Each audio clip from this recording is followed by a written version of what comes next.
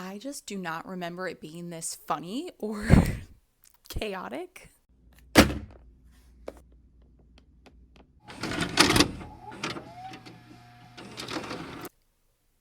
It's time to talk about Strawberry Shortcake. Strawberry Shortcake. It's time to talk about the socio-political climate of Strawberryland. You may be asking, Kenzie, oh my God, can we talk about the political and economic state of the world? what are your qualifications? What makes you an expert on the socio-economic and political geography of Strawberry Shortcake's utopian society? Well, number one, I love Strawberry Shortcake. One of my earliest memories is receiving a Strawberry Shortcake ballerina doll at 2 a.m. on a random family trip to Florida. I would go on to consume every piece of Strawberry Shortcake media I could get my sticky little hands on. I liked Strawberry Shortcake much longer than it was socially acceptable to. It was long after my other friends had all grown out of it. For my 9th birthday, when everyone was more interested in Justin Bieber and, things appropriate for tweens, I forced all of my friends to dress up as Strawberry Shortcake characters I had assigned to them and come to my Strawberry Shortcake themed birthday party. I sat on a Strawberry Shortcake chair, a throne, if you will. Singular, most important core memory of my entire childhood relates to this, the cinematic masterpiece, the singular, Oscar award-winning Strawberry Shortcake 2003 Meet Strawberry Shortcake. This was the beginning of the 2000s reboot of the IP. If you're watching this video, chances are you too are a millennial, Gen Z, or Gen Z cusper that grew up with this as your definitive Strawberry Shortcake. This, my absolute favorite thing to do as a kid was to take this VHS. It still smells like strawberries. Take this, pop it in the old VHS player. And then I would take the case and fill it with chocolate chip cookie dough. I would then pick out each individual chocolate chip, eat those as a separate little snack, shove all the cookie dough in this, close it up, go to the top of our stairs, and chuck this down the stairs. And it would fall all the way down. I would scramble down, get this, bring it back upstairs, and pop open my cookie dough snack, now infused with the scent of strawberries. For some reason, in my head, I thought chucking it down the stairs would improve the taste, that it would sort of mix things around, like a sommelier swirling around their wine. Now that my strawlifications... Oh, brother, this guy stinks! I'm sorry, I hated that too. Now that my strawberry qualifications have been proven, why do I think I'm the person to analyze the government structure of Strawberryland? What could possibly even be there to analyze in a children's cartoon meant for preschoolers? I am currently a PhD student getting my PhD in history, so I have taken many a government and political science class. Now, was it necessary for me to mention that I'm a PhD student? No, but I'm annoying, so I find a way to shove it into every conversation, even if it's about Strawberry Shortcake. Are there better, more useful things I could be doing with my time? Yes. But will I? With my resume out of the way, without further ado, let's dive in to Strawberryland. Strawberry Shortcake. I'll be doing a really in-depth review and recap for this first episode because it's where we are introduced to the world and we meet all the characters. And then after that, I'll be doing more of just like a general plot synopsis for each episode, including the songs and if we meet any new characters. But I'll slow down and really focus on episodes that I personally either remember really liking or upon my rewatch found very cute and charming. Strawberry Shortcake. Season 1, Episode 1, Meet Strawberry Shortcake. Strawberry Shortcake goes on a big adventure around Strawberryland to get the best gifts for her little sister Apple Dumpling's first birthday. Welcome to Strawberryland, where things are going better all the time. Strawberryland is the home of custard, cupcake, and me, Strawberry Shortcake. It's a very, very fine place to live. That is if you like berries, more berries, and even more berries. The strawberries here can grow so big that you need a wheelbarrow to carry just one. Wow, that is the biggest strawberry I've ever seen in my life. Is it heavy? Yeah. But other than that, it looks like a perfectly normal, fresh, delicious strawberry. When it rains, you better watch out. You could get caught in a berry downpour. Sunshine, lollipops, and rainbows.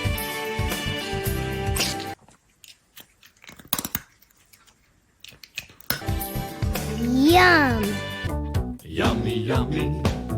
Fruit salad. Yummy, yummy. When it snows, I've even seen berry mountains. Perfect for berry boarding.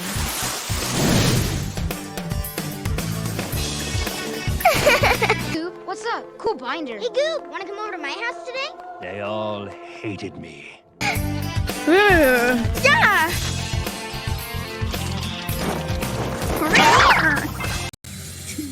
Burger. Let's talk wood. Just a second. I'm in the middle of it. I am a victim of a hate crime. Stanley knows what I'm talking about. That's not what a hate crime is. Well, I hated it. You may be very happy, Strawberry, but what about me? You have strawberries, blueberries, and even boysenberries. How about some tuna berries? Silly custard, berries don't taste like tuna. Exactly my point. Strawberryland isn't a very good place for a cat. The problem with my finicky cat, Custard, Huh? is she always thinks the glass is half empty. I am trying so hard to be better, but to my core, I am a hater. And I think it's half full. But Custard has the habit of expecting the worst.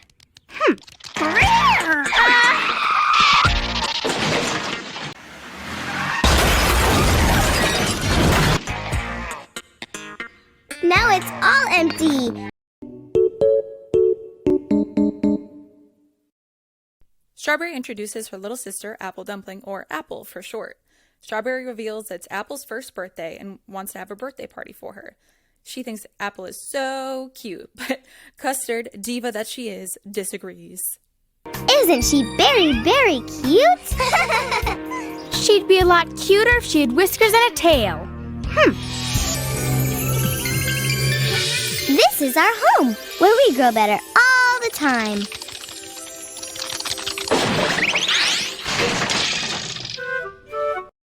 I was bored, so I ruined lunch purposely, and I had fun doing it. Most of the time.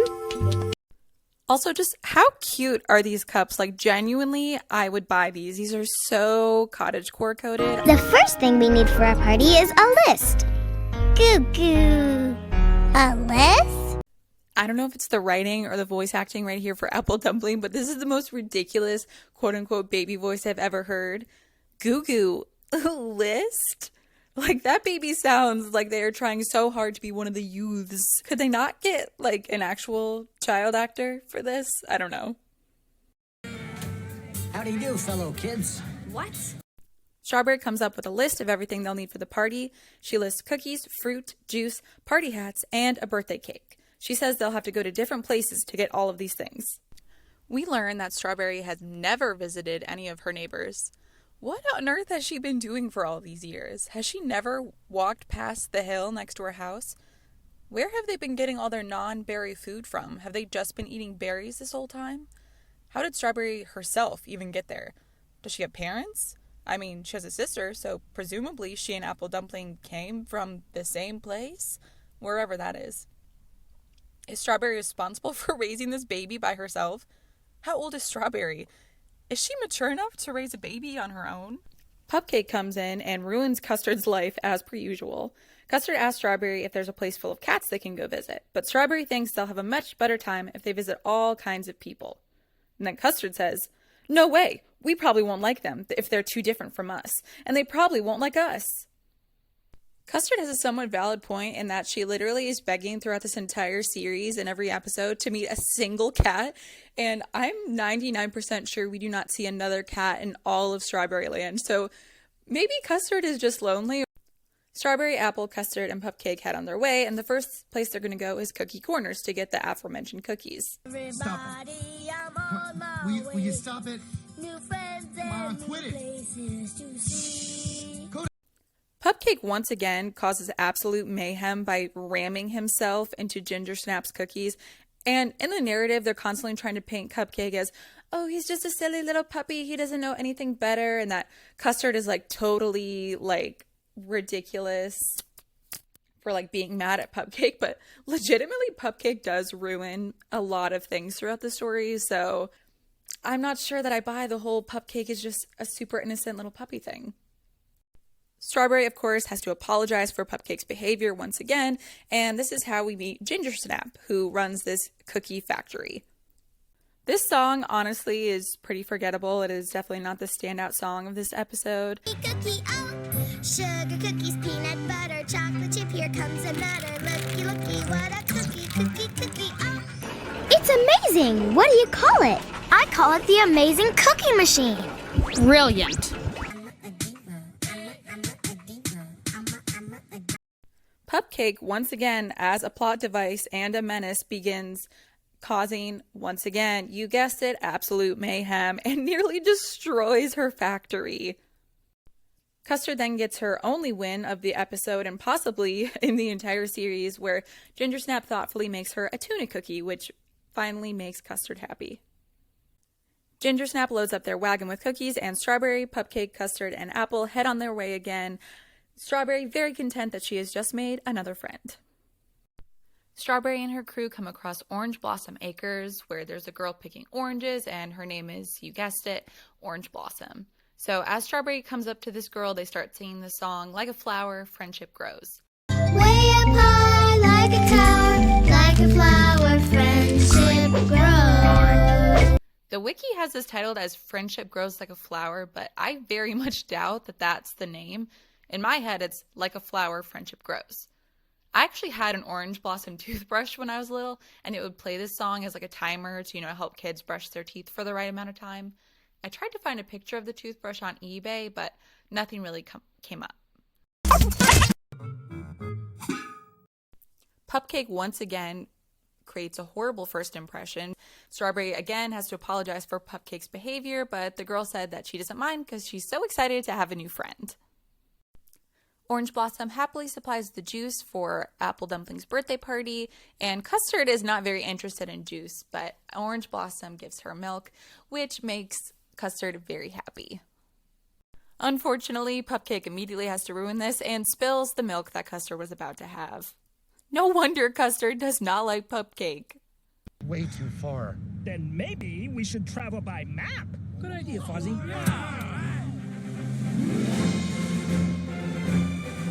Strawberry arrives at Angel Cake's cake shop. Strawberry decides that the apple tree cake will be perfect for Apple Dumpling, but Angel Cake says it's impossible for one person to do it by themselves.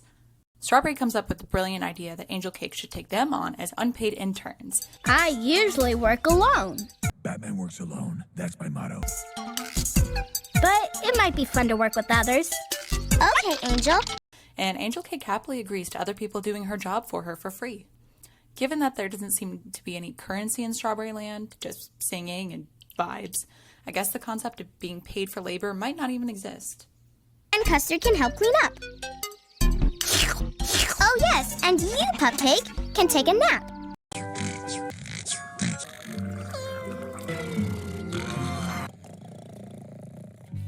Strawberry has finally had a moment of character development and has decided that the only way they are going to get anything done is if Pupcake is asleep. Pupcake looks so depressed here, but it's like, dude, you are constantly ruining everything. Did you really think they would let you be CEO of cake baking? Meanwhile, Custard is given the thankless job of cleaning up after everyone, which she must be used to because she is always cleaning up Pupcake's catastrophes. Custard thinks Angel Cake probably only likes her because she's tidy, which is so sad for Custard's seeming self-esteem. Now I want to sit back and relax and enjoy my evening, when all of a sudden I hear this agitating, grating voice. Suddenly, a strange voice begins to recommend different directions they should be going. It's revealed that this is the voice of a pony known as Honeypie Pony. Let's pause for a moment for me to express how much I hate Honeypie Pony. I feel a rational, burning hatred towards this cartoon horse. I'm sure the voice actress is a lovely person, but the voice she's doing here is so grating. It totally fits, though, because Honeypie Pony is completely insufferable. Every time this narcissist comes on screen, it's like nails on a chalkboard. Any episode that has Honeypie in it is immediately ruined for me. Honeypie lies and claims she knows how to get to Upper Hat Rack, but really Honeypie Pony is kidnapping them so she can force them to listen to her stories. She's a name-dropping attention grubber who is so desperate for people to think that she's interesting that she just makes up story after story. The worst part is that these lies aren't even entertaining, and everyone very quickly gets tired of her. Go to therapy, Honeypie. Please sort out whatever childhood trauma led you to being so insufferable. We are mercifully put out of our Honeypie monologue misery when Pupcake breaks and enters into a boy's house. The boy introduces himself as Huckleberry Pie, so Strawberry introduces herself and her friends once again. Strawberry notices that Huck has a spyglass, yet does not ask why or for how long he was spying on them. Huck might be a little weirdo. Strawberry peeks through the spyglass and notices a river made out of chocolate, known as River Fudge. As Custard would say, brilliant. They all go outside to see the river. Huck explains that they're super far from Upper Hat Rack, which Honeypie is rightfully embarrassed about and gives a lame, half-hearted apology. Huck stops to make a berry hat for Custard, in which she thanks him. Huck then makes hats for everyone and puts them in the wheelbarrow. Strawberry thinks that these are better than the ones from Upper Hat Rack.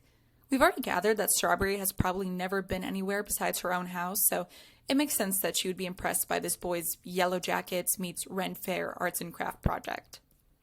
Next, Pupcake nearly kills Apple Dumpling by sending the wheelbarrow she's in hurtling toward the river. Pull the lever, Crunk. What? Stop! No! Oh my! Uh-oh.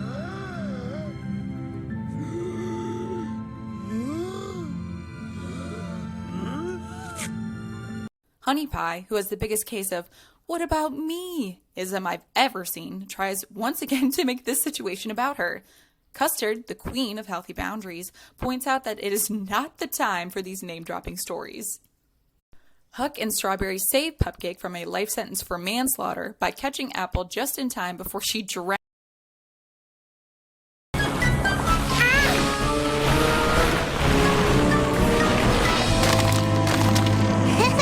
After the wagon falls into the river, Huck starts building a raft for them. Pupcake once again attempts manslaughter by dropping the entire boat on top of Huck. Strawberry just laughs at the almost murder of this boy. And my head hit the wall. And then the team casually rebuilds the boat. Strawberry, Apple, Custard, and Pupcake all get on the raft. Huck pushes the raft as he says goodbye, and then Honey claims that she will tell this story to others. Thank God we are leaving Honeypie behind. This is my favorite development so far. So long, Honeypie. You will not be missed. They get all the way back to Strawberryland, and then Strawberry realizes she forgot to invite guests. Like, girl, you forgot the most important part of a party. But suddenly, she gets the idea to make invitations. Custard, Pupcake, and Apple all volunteer to help. This scene is ingrained, burned into my mind from when I was little. The satisfying way the paint pours into the tray but doesn't mix with the other colors. The paw prints and the strawberry yogurt colored butterflies. Ah, so good.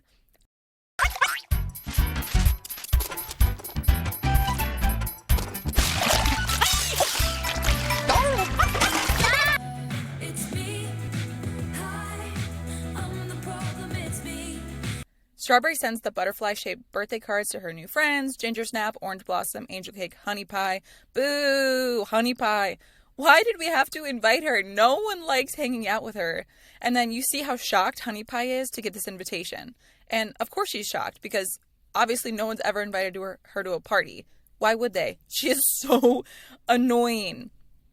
And then we cut to Huckleberry Pie also getting an invitation. And he is being a little creep with his spyglass, but I guess we are just going to gloss over that. Strawberry realizes that probably no one is coming to the party, and they're going to have a very small party. And she gets really depressed.